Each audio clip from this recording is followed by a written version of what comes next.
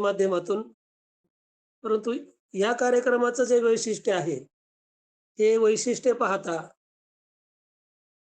नेमकं कुठून सुरुवात करावी आणि काय सांगावं, कोणतं वैशिष्ट्य सांगावीत, हा प्रश्न माझ्याही पुढे पडलेला आहे.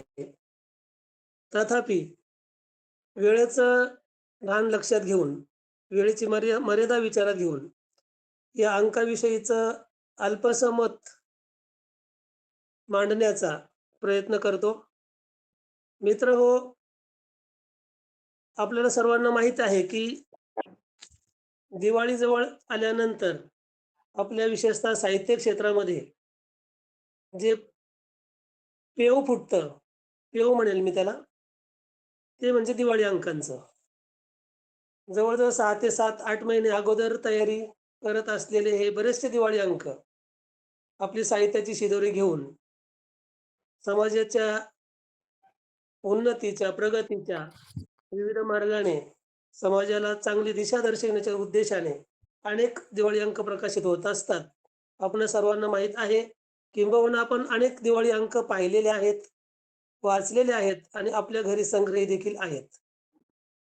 परंतु या दिवाळी अंकासंदर्भात मला सांगायचं म्हटलं, तर मी आदरणीय आपल्या या दिवाळी अंकाच्या संपादिका आदरणीय आसावरीताई इंगळे यांची मी माफी मागून दिवाळी अंकाच्या या नावात थोडासा अल्पसा बदल करण्याचा प्रयत्न धारिष्ट करतोय. स्पर्शदृक श्राव्य दिवाळी अंक असं म्हणण्यापेक्षा मी एक शब्द त्याच्यामध्ये ॲडिशनल वाढवतोय. स्पर्शदृक श्राव्य मोबाईल दिवाळी अंक. स्पर्शदृक श्राव्य मोबाईल दिवाळी अंक. मोबाईल शब्द यासाठी मी उच्चारला, क्या बात, क्या बात. की दिवाळी अंक हे पुस्तक या रूपाने आपण अनेकदा हाताळलेलं आहे, पाहिलेलं आहे. मुख्य वैशिष्ट्य या आपल्या दिवाळी अंकाचं म्हणजे दृकश्राव्य, स्पर्शदृक श्राव्य दिवाळी अंकाचं जे मुख्य वैशिष्ट्य ते मला सांगायचं आहे. ते मोबाईल दिवाळी अंक म्हणण्याचं कारण हे, की एनी टाईम आपण कुठेही प्रवासात असू द्यात, आपल्या ऑफिसमध्ये कामानिमित्त बसलेले असू द्यात, आपल्या घरामध्ये विरंगुळा म्हणून आपण निवांत बसलेले असू द्यात, कधीही आपल्या खिशातून मोबाईल काढून आपण या अंकामध्ये सहज डोकावू शकतो आणि हवी ती ज्ञानशिदोरी आपण त्यातला जो रस आहे, साहित्याचा रस आहे, तो कधीही चाखू शकतो. हे आगळं वेगळं वैशिष्ट्य, नाविन्यता मी पहिल्यांदाच पाहिली माझ्या जीवनामध्ये. ही म्हणजे आदरणीय आसावरीताई इंगळे यांच्या या उपक्रमामध्ये. म्हणून मी आपल्या सर्वांच्या वतीने ताईंना धन्यवाद देईल, की खरोखर हा जो आपला उपक्रम आहे, दृकश्राव्य मगाशी ताई जशा म्हणाल्या, की हा शब्दच बऱ्याचशा लोकांना ज्ञात नाही. कदाचित ज्ञात आहे, परंतु त्याचा अर्थबोध होईलच असं नाही. आपण दृकश्राव्य, दृक शब्द या ठिकाणी जास्त महत्त्वाचा असा आहे. श्राव्य स्वरूपामध्ये आपण बऱ्याचशा गोष्टी ज्ञानाच्या ऐकतो. श्राव्यामध्ये दृक येतच असं नाही किंवा येतच नाही. फक्त जर श्राव्य म्हटलं तर दृकचा तिथे प्रश्न नाही. दृक म्हणजे दिसणे, प्रत्यक्ष दिसणे.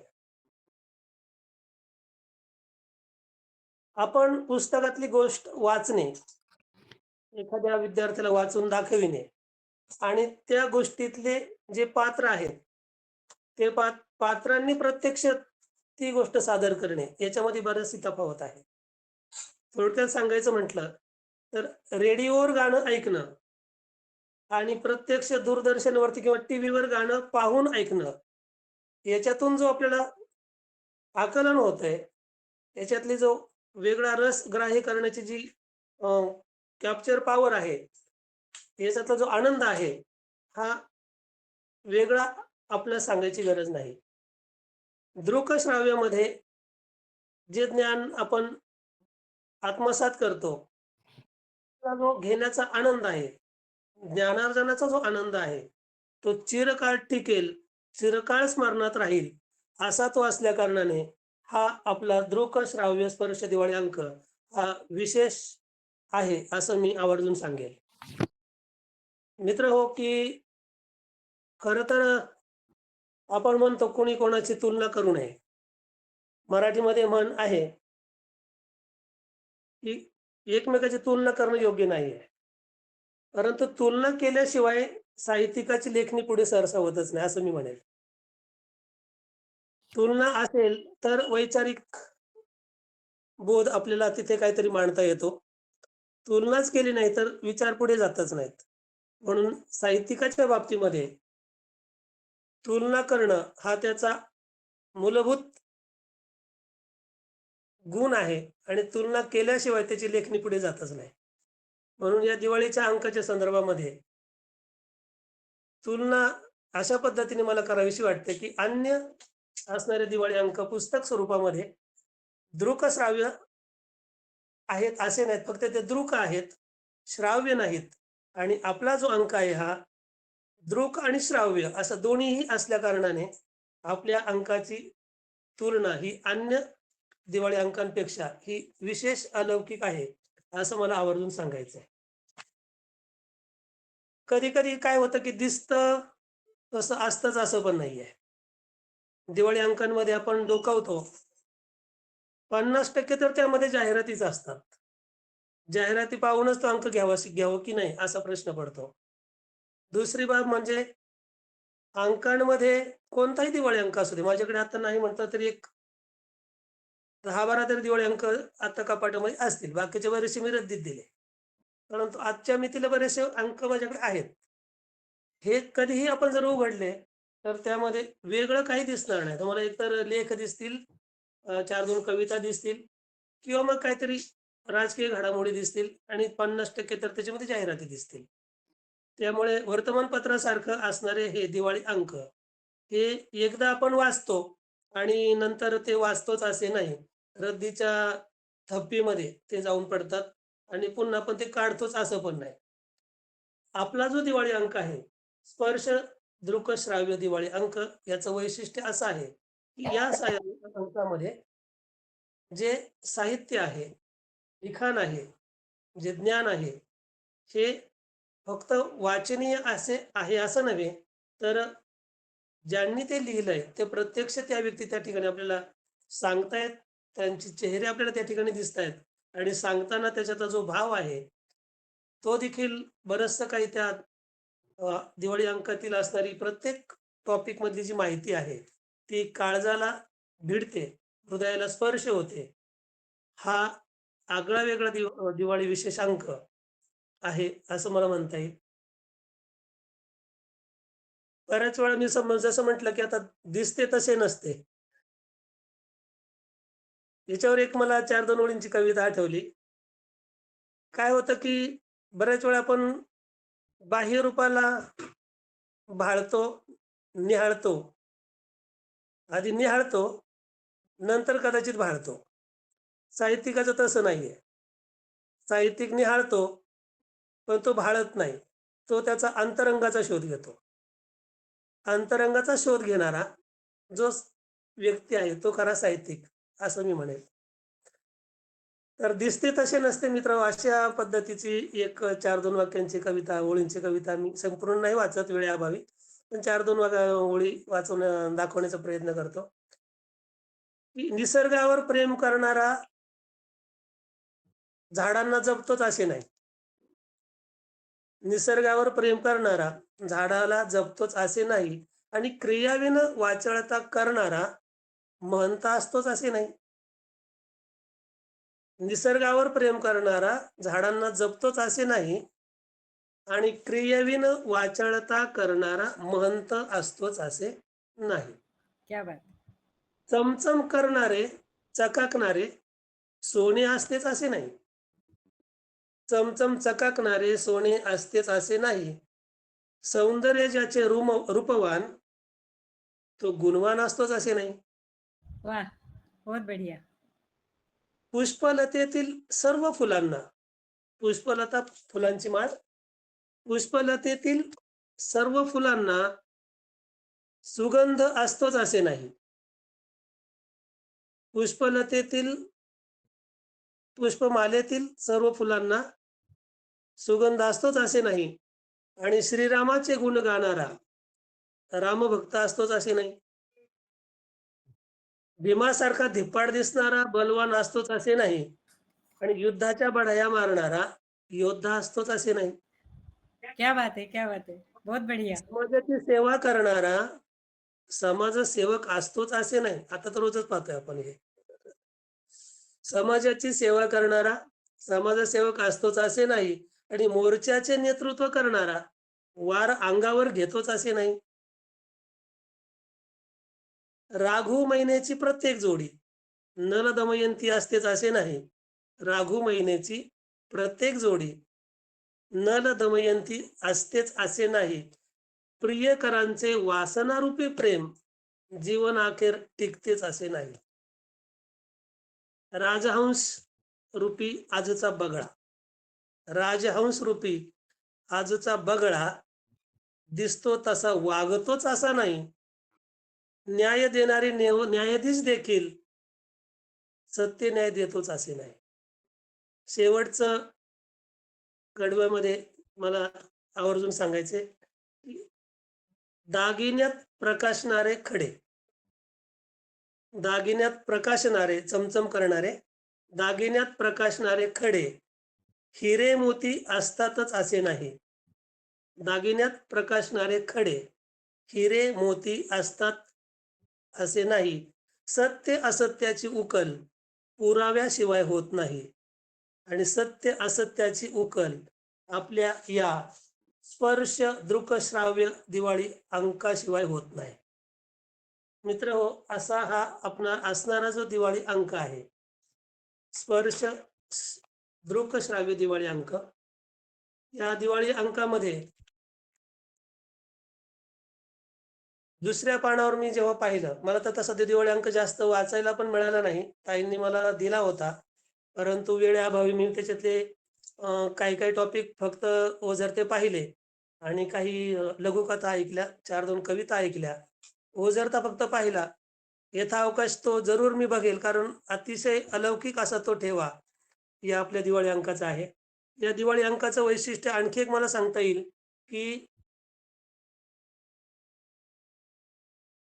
5 टॉपिक या ठिकाणी मला दिसले. म्हणजे लघुकथा, मला वाटतं ललित लेख, काव्य मैफिल, गीत संगीत आणि कलादालन ही 5 अंगे या दिवाळी अंकाच्या अंतरंगात समाविष्ट केलेले आहेत. मुळात पंच हा शब्द, पंच आपण म्हणतो पंच, पंच हा शब्द मानवी जीवनाच्या वैचारिक प्रपंचाचा गुंता सोडवतो. पंच या शब्दाचं महत्व आपल्याला माहिती आहे. पंच हा शब्द मानवी जीवनाच्या वैचारिक प्रपंचाचा गुंता सोडवतो. पंच शब्दाचे अनेक आपल्याला मराठीमध्ये समउच्चाराचे शब्द आणि महत्वाचे शब्द आहेत.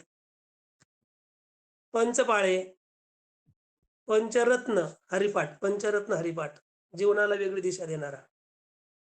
पंचामृत, पंचशील, पंचतत्व, पंचमहाभूते,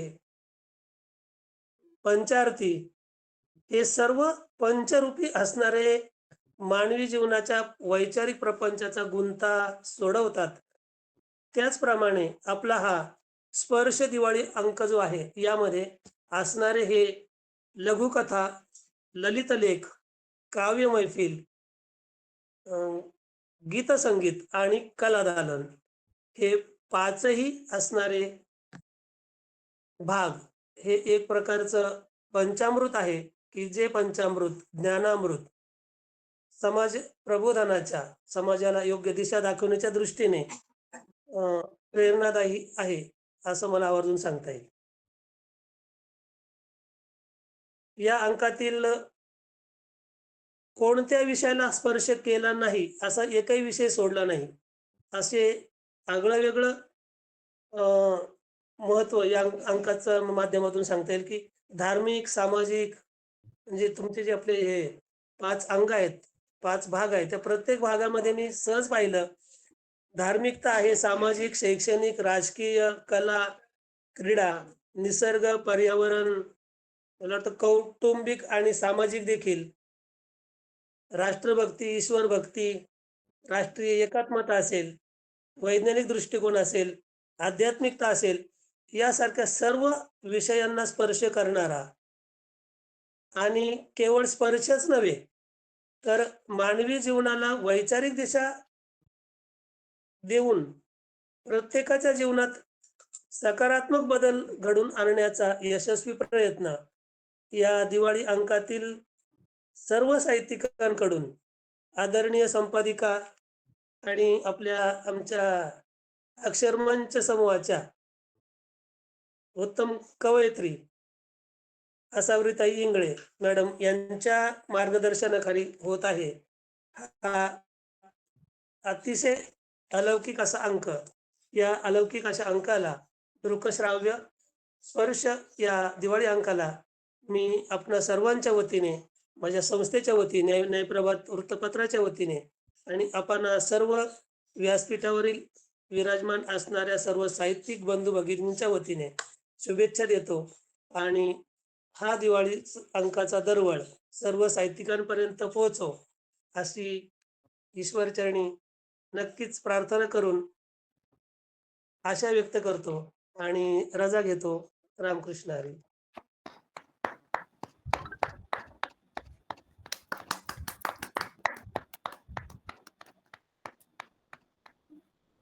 ताईंनी सुरुवातीला म्हटलं की मैं अकेला ही चला था जानिबे मंजिल मगर लोग मिलते गए कारवा बनता गया. तसं काहीसं झालेलं आहे वैचारिक दृष्ट्या, की दादांकडे फक्त आपण अंक सोपवला आणि दादांनी अंकाची पूर्ण समीक्षाच केली.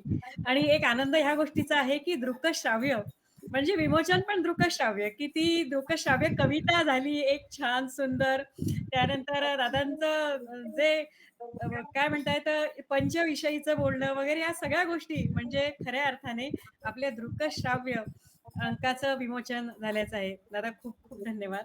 अं, आपल्या सर्व लेखिका, कवयित्री, त्यानंतर कलादालनामधल्या भगिनी यांच्या सर्वांच्या वतीने प्रातिनिधिक आपलं मनोगत व्यक्त करण्याकरता म्हणून मी आमंत्रित करते डॉक्टर जेनेट बोर्गिस ताईंना. डॉक्टर जेनेट ताई.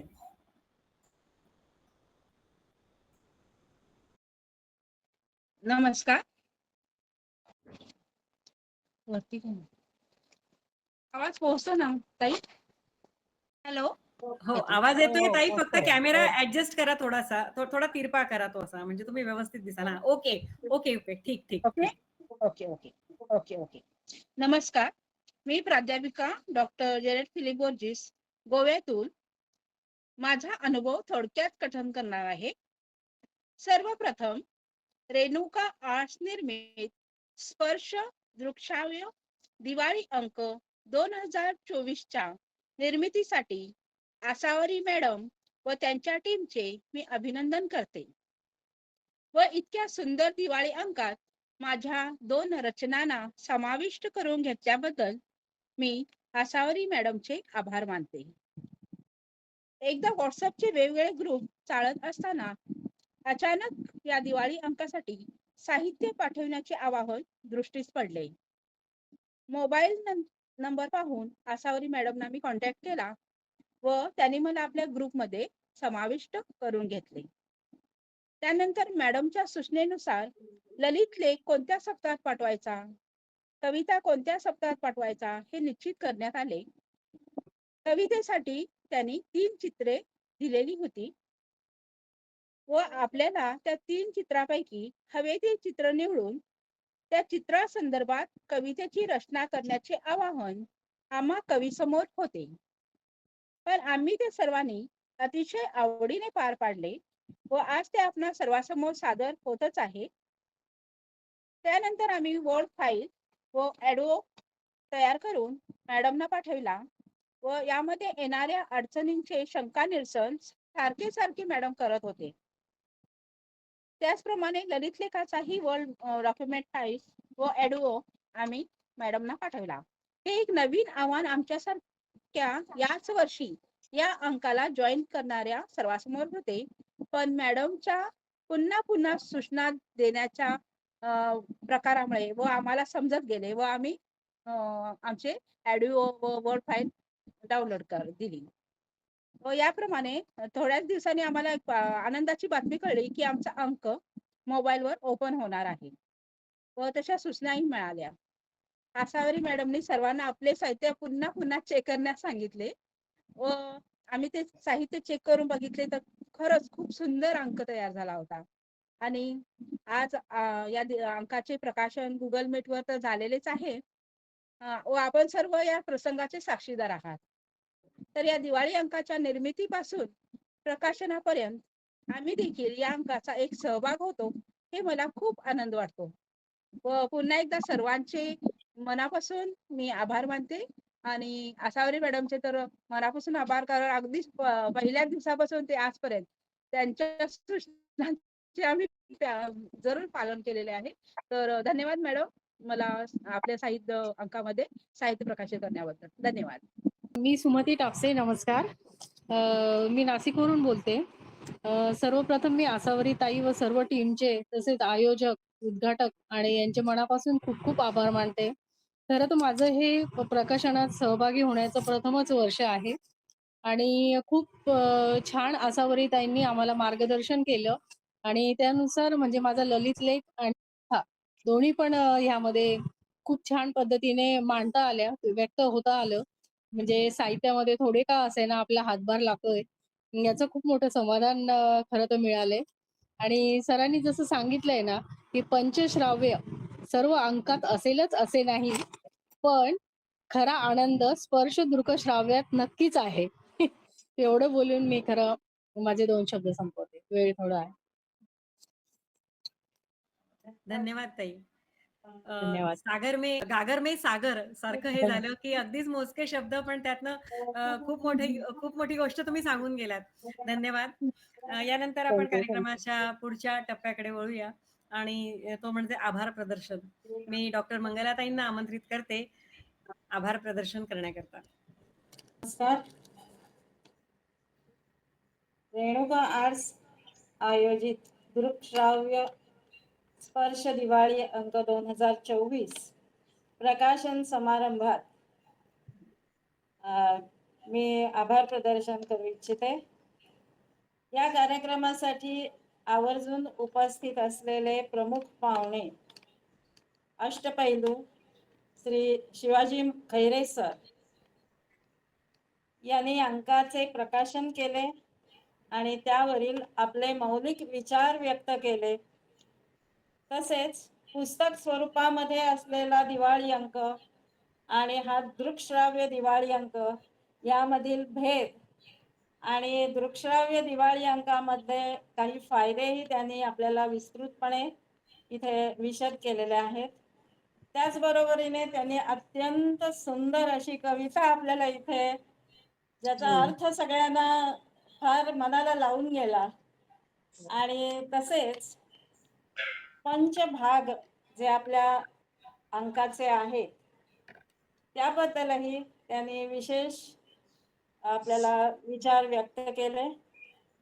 या सर्वांबद्दल मी त्यांचे रेणुका आर्ट्स आपला दृकश्राव्य स्पर्श दिवाळी अंक आणि संपादिका आसावरी ताई या सर्वांच्या वतीने त्यांचे आभार व्यक्त करते.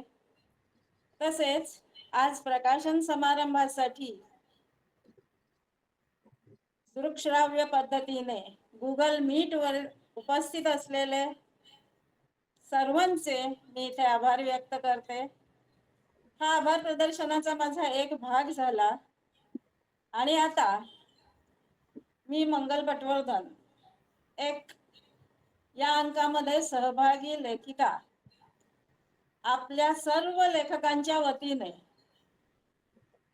या दिवाळी अंकासाठी आणि त्यामध्ये लिखाण करण्यासाठी आसावरीताईने आपल्याला जे प्रवृत्त केलं किंवा जी संधी दिली, आणि अशा प्रकारे जनरली आपण साहित्य लेखी स्वरूपात पाठवतो, पण इथे ऑडिओ करून पाठवणं हे जरा आपल्या सर्वांच्याच दृष्टीने वेगळे पण होतं.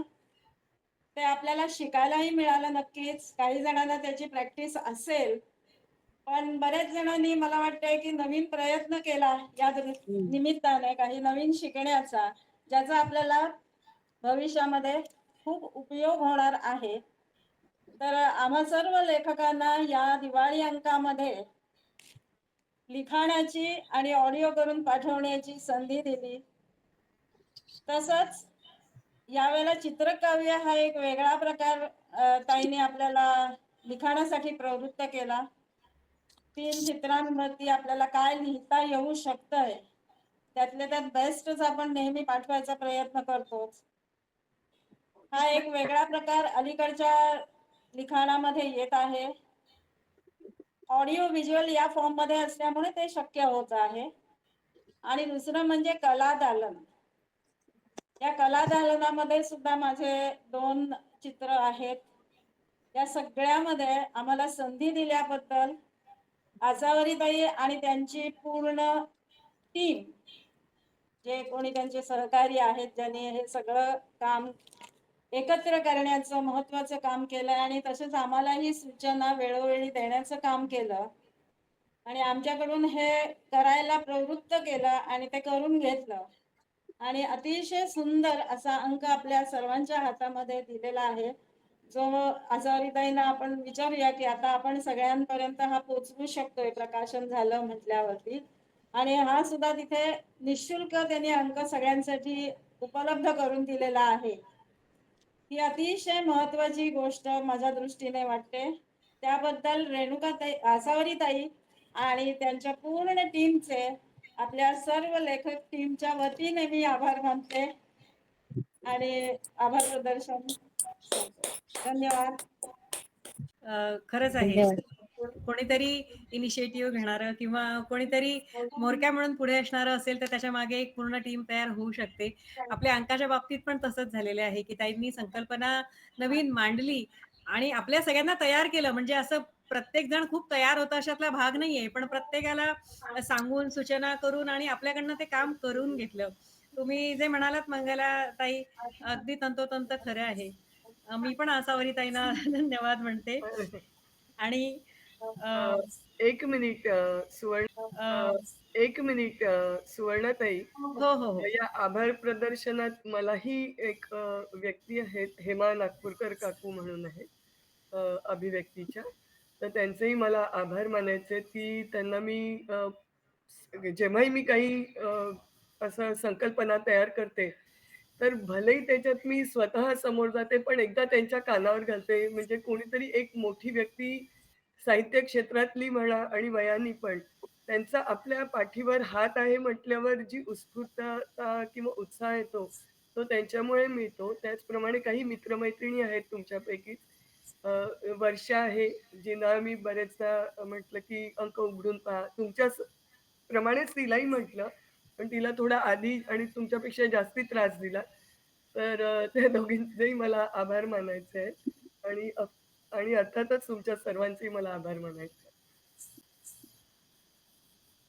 धन्यवाद आसावरी ताई. वर्षा ताई बद्दल जर म्हणायचं तर वर्षा किडे कुलकर्णी.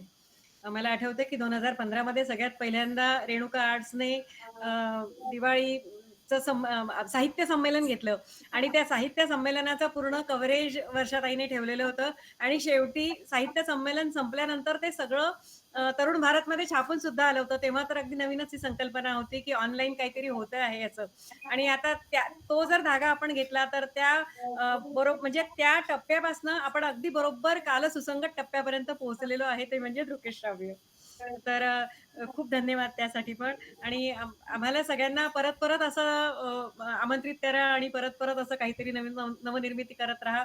आम्हाला प्रत्येकाला यात सहभागी व्हायला आवडेलच. अ, तर इतका छान रंगतदार झालेला आजचा हा सोहळा. या सोहळ्याच्या अंतिम टप्प्याकडे म्हणजे विश्व प्रार्थनेकडे आपण वळणार आहोत आणि अर्थातच पसायदान. पसायदानासाठी मी आमंत्रित करते माधवीताई म्हणजे सौ सुचेताताई यांना. आजच्या कार्यक्रमाचं सूत्रसंचालन करणाऱ्या आदरणीय सुवर्णाताई कुलकर्णी मॅडम, अतिशय सुंदर असं सूत्रसंचालन त्यांनी केलेलं आहे.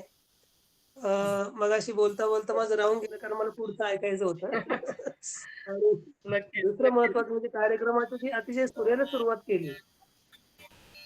विशेषतः ज्यांनी सादर केलं 4 वाजता सादर केलं. डॉक्टर जुनेद बोरगुट यांनी अति सुंदर त्यांचा स्वर बिलकुल न सोडता त्याच्या स्वराला धरून अति सुरेख स्वर सादर केला. आभार प्रदर्शन अवर्णनीय. अगदी सर्वांच्या हृदयाचा ठाव घेणार असं आभार प्रदर्शन आदरणीय मंगलताई पटवर्धन यांनी सादर केलं. आपल्या सर्वांचे आणि आसावरी ताईंचे सर्व टीमचे त्यांचे देखील मनपूर्वक आभार आणि पुढील साहित्य सेवेस हार्दिक हार्दिक शुभेच्छा. धन्यवाद. चिंतामणीचे नाव बोलते जे अर्णव पियुषाचे चंद्रमेचे अलांछना मार्तंड जेता ते सर्वाही सदा सज्जन सोय रे हो किंबहुना सर्व सुखी भजी जो आदि पुरुषी अखंडित आणि ग्रंथोपजीविये विशेषी दृष्टादृष्ट विजये ओवावे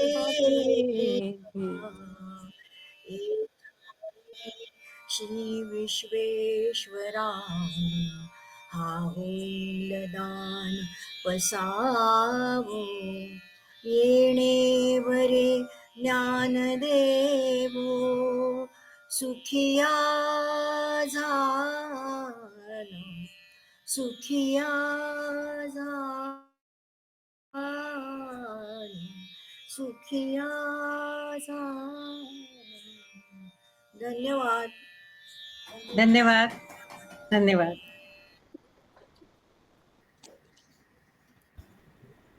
धन्यवाद. असा सुंदर झाला कार्यक्रम. छान झालं. सरांचं भाषण उत्कृष्ट आणि खूप सुंदर त्यांनी मंच ह्याचं फारच फार सुंदर. धन्यवाद. धन्यवाद. धन्यवाद. धन्यवाद.